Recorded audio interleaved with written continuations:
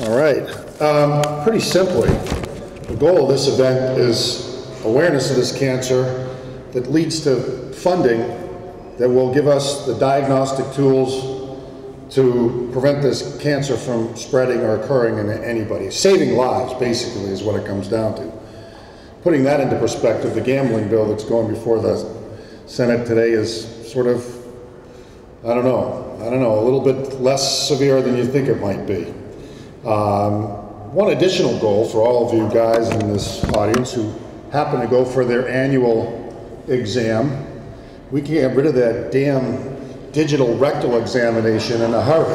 If you're not going to get excited about that, I don't know what's going to excite you. I mean, every year I got to get ready, I sweat in bullets, do I have to go through this again? And I find out that now it's really very ineffective. So all these years that this doctor's been lubing up for me, it's been not much fun. And it doesn't really work until he can actually feel the cancer, which is a little late in the process.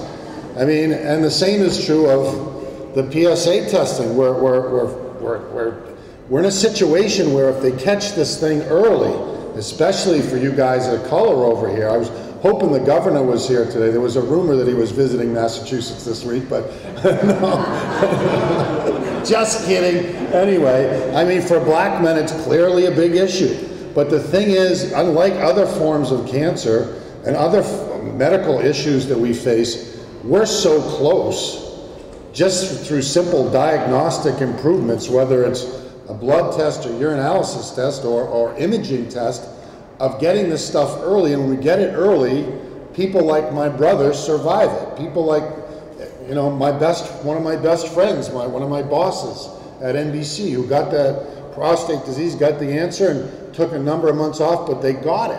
But we're missing the boat. A guy like Derek Sanderson is a classic example. Derek went, an old hockey player, a great hockey player, great character, went for an exam. There were some markers, but his physician said, not enough to really get concerned about. Let's just take our time with this one, which can happen with these kinds of tests.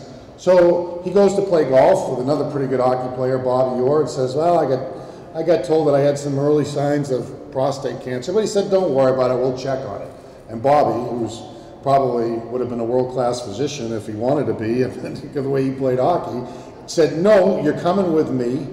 And he went to another physician, who happens to be in this room, will go nameless, who took him to another diagnosis area, and it was detected that the results were far different. And that caused for a radical surgery. Derek's fine.